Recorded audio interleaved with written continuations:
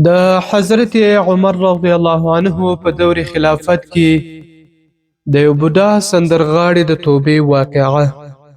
مولانا ایروم رحمه الله یو واقعه لیکلې چې د حضرت عمر رضی الله عنه په دور خلافت کې یو بوډا سړی اسلام راوړ، خو د دې څخه مخکې به هغه سندرې ویلې، ځکه ډېر ښکلی غږ یې و.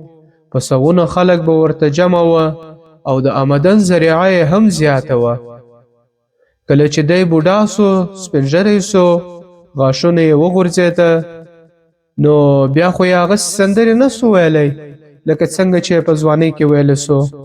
نو د آمدن هغه ذریعه یې هم ختمه سوه، بچې هم نه وه، صرف یوه ښځه یې وه، هغه هم وفات سوه. نو دی په خپلو دوستانو او واقفو خلکو ته ورتلی، هغوی چې به هر څه ورکړله هغه به یې ورسره خوړل. یو څه وخت دا سلسله جاري وه، اخر دا چې خپل دوستان هم ورڅخه په تنګ سوه، بیا به یې څه نه ورکول، او داسې وخت ورباندې راغی چې د څو وخت خوراک به ورته نه پیدا کېدی. یوه ورځ یې د ځانه سره دا سوچ وکړ چې کله زه ځوان وم او سندرې مې ویلې، نو په سوونو خلک به راته جمع وه، قدر و عزت به مې هم زیات و، او چې زه سندرې نه سم ویلی نو خلک راڅخه د یو وخت ډوډۍ راکولو ته هم تیار نه دي. نو زړه یې ډېر خفه سو او افسوس یې وکړ چې کاش ما خو دا ځواني د الله په عبادت او اطاعت کې تیره کړې وای، نو دومره به ذلیله، نو دومره به خوار نه وای. اوس خو بوډا سوی یم، نو څه به د الله جل جلاله عبادت وکړم. دی په دې سوچ کې ډوب و او جنت البقیع طرف ته روان سو، او هلته د قبرونو په منځ کې په یو ځای کې کښېناست، توبه یې وویستله او په ژړا ژړا کې یې دا دعا وغوښته: ای الله، ما خو خپله ځواني ضایع کړې ده، اوس خو زما سره هیڅ شی نسته چې ستا په حضور کې یې پیش کړم. بوډا سوی یم، په همسا ګرځم، د سترګو نظر مې هم ختم سوی دی، خو ای الله، زه په خپلو تیرو ګناهونو ډېر شرمنده او پښیمانه یم. اوس راغلی یم، ته مې توبه قبوله کړه. کله چې دا دعا وغوښته، د غرمې وخت و، نو خوب ورغی او ویده سو. یو څه وخت پس چې دی راپاڅېدی، ولاړ شو د خوبه څخه، نو ګوري چې مخامخ یو کس را روان دی او په سر باندې یو څه ایښی دی. دی چې وکتی، نو خلیفه د وخت امیر المؤمنین حضرت عمر رضی الله تعالی عنه و. دی وبېرېدی چې زه خو ډېر ګناهګار یم، حضرت عمر رضی الله عنه خو زما غوندې کس په درو وهي، داسې نه چې ما هم په درو ووهي. چې کله حضرت عمر رضی الله تعالی عنه راورسېدی، نو د ده څخه تیر سو، مخکې ولاړ. څه وخت پس بیا حضرت عمر رضی الله تعالی عنه راواپس سو او د ده و طرف ته روان سو. نو دی نور هم زیات وبېرېدی، خو چې کله حضرت عمر رضی الله عنه ده ته راغی، نو د سر څخه یې هغه لوښی راکښته کړ او ده ته وایي چې وروره، دا ډوډۍ در واخه ویې خوره. دا بوډا حیران سو چې امیر المؤمنین د مسلمانانو خلیفه ما ته خوراک پیش کوي، دا څه عجیبه ده. ډېر زیات حیران سو. اخر پوښتنه ورڅخه وکړه چې ای امیر المؤمنین، تاسو ما ته دا خوراک څنګه راوړئ؟ چا درته وویل؟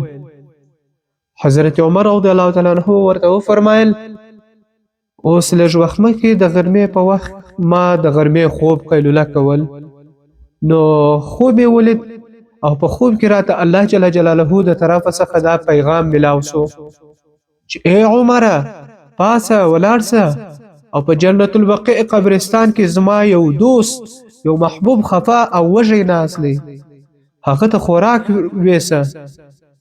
نو چې راپاڅېدم، هغه کور ته مې وویله چې تلوار وکړه، یو څه شی که سته راواخه چې د الله محبوب ته یې بیسم.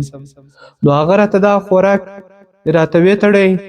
نو په ځای د دې چې زه یې په لاس کې راوړم، ما ویل چې د الله محبوب ته یې وړم، نو راسه په دې سر یې کښېږدم، د دې دپاره چې د الله جل جلاله د محبوب اکرام او عزت وسي. نو ځکه مې په خپل سر رااخیستی و. ای د الله محبوبه، اوس یې په ډېر شوق او ذوق سره وخوره. کله چې دې بوډا دا خبرې واورېدې نو ویې ویل سبحان الله، زما پروردګار څومره کریم او مهربان دی. ما خو لږ ساعت مخکې هغه ته توبه وویسته، هغه د دې دومره ګناهونو باوجود زما توبه قبوله کړه او د وخت امیرالمؤمنین ته یې حکم وکړ چې ولاړ سه او زما یو دوست وږی دی، هغه ته خوراک ویسه. چې کله بوډا دا خبره وکړه نو په ژړا سو او دومره یې وژړل چې په همغه ځای د حضرت عمر رضی الله تعالی عنه په وړاندې وفات سو. محترمو، تاسو واورېده چې الله جل جلاله د انسان د توبې څومره قدرداني کوونکی دی. خو کاش چې انسان خو هم د الله جل جلاله و طرف ته متوجه سي. د توبې درېیمه فایده دا ده چې په توبې سره الله جل جلاله ډېر خوشحالیږي. کله چې یو بنده د الله د وړاندې توبه وباسي او په خپلو ګناهونو باندې پښیمان سي، نو الله رب العزت په دې باندې ډېر زیات خوشحالیږي. امام بخاري او امام مسلم رحمهم الله او نور محدثینو د نبی کریم صلی الله علیه وسلم دا حدیث مبارک را نقل کړی چې رسول الله صلی الله علیه وسلم فرمایي، د حدیث خلاصه دا ده الله جل جلاله د یو مؤمن بنده په توبه باندې د هغه سړي څخه هم زیات خوشحالیږي کوم چې په بې آبګیاه دشت کې روان وي او د ده سره یې وسورلۍ یوه دبه وي چې په هغې باندې د ده خوراک او څښاک تړلی وي. نو دی د استراحت دپاره بیده سي. کله چې راپاسې نو د ده هغه سورلۍ تللې وي. دی یې ډېر ولټوي خو پیدا یې نه سي. اخر دی سخت تږی سي، خو په دې دشت کې اوبه چېرته پیدا کېږي. نو د ځان سره فیصله وکړي چې واپس به هغه خپل ځای ته ځم، د خپل خوب و ځای ته به ځان رسوم، هلته به ویده سمه تر دې چې به هم هلته مړ هم سم. نو راسي او د مرګ په انتظار سر په خپل مټ کښېږدي او ویده سي.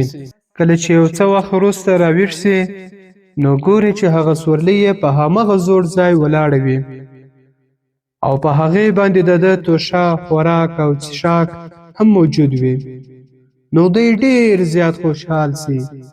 نو نبی کریم صلی الله علیه وسلم وفرمایل چې الله جل جلاله د یو بنده، د یو مؤمن بنده په توبه باندې د دې څخه هم زیات خوشحالیږي څومره چې دا سړی په دې سورلۍ او په دې توشه خوراک او څښاک خوشحال سو.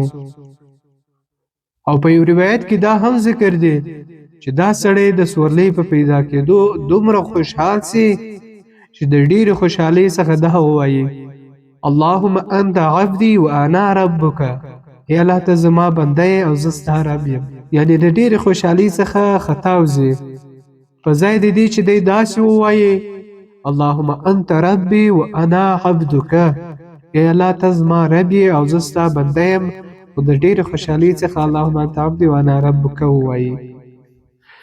او د هغه رقم عزیزانو د توبې څلورمه فایده دا ده چې د انسان د فلاح او کامیابۍ ذریعه ده. او همدارنګه د توبې څلورمه فایده دا ده چې کوم کس په اخلاص باندې توبه وباسي نو الله جل جلاله د داسې کس سره د فلاح او کامیابۍ وعده کړي. الله تعالی فرمایي وتوبوا الى الله جميعا ايها المؤمنون لعلكم تفلحون. ای مؤمنانو، تاسو ټول الله جل جلاله ته توبه وباسئ د پاره د دې چې تاسو کامیاب سئ. او همدارنګه عزیزانو د توبې پنځمه فایده هغه دا ده چې انسان ته ښکلی ژوند او د دنیا نعمتونه نصیب کیږي. الله رب العزت فرمایي استغفروا ربكم ثم توبوا إليه يمتعكم متاعا حسنا إلى أجل مسمى ويؤتي كل ذي فضل فضله. یعنی تاسو بخښنه وغواړئ د خپل رب څخه، بیا توبه وباسئ هغه ته، نو هغه به و تاسو ته د یو مقرر وخت یعنی مرګ پورې د ژوند ښکلی ساز و سامان درکړي او په آخرت کې به هر خاوند د فضل یعنی نیک عمل کوونکي ته به خپل فضل جنت ورکړي. د حضرت هود علیه السلام خپل قوم ته نصیحت. حضرت هود علیه السلام هم چې کله خپل قوم ته نصیحت کوي نو دا هم ورته فرمایلی و: ای زما قومه، تاسو بخښنه غواړئ د خپل رب څخه او بیا توبه وباسئ دته، نو هغه به راووروي په تاسو باندې په شیبو شیبو باران، نو ستاسو په دې موجوده قوت کې به درته د نور قوت زیادت هم وکړي. او د توبې شپږمه اخرنۍ فایده یې څه چې د عزیزانو د انسان زړه د ګناه د خیر څخه صفا کیږي. د توبې پنځمه فایده دغه ده چې کله انسان توبه وباسي نو په دې سره د ده زړه د ګناهونو د خیر څخه صفا سي. نبی کریم صلی الله علیه وسلم فرمایي: ان المؤمن اذا اذنب ذنبا كانت نكتة سوداء في قلبه فإن تاب ونزع واستغفر سقل منها. یعنی بشک مؤمن چې کله یو ګناه وکړي نو د دې ګناه په وجه د په زړه باندې یو تور داغ ولګیږي، نو کله توبه وباسي او استغفار ووایي نو زړه د دې تور داغ څخه صفا سي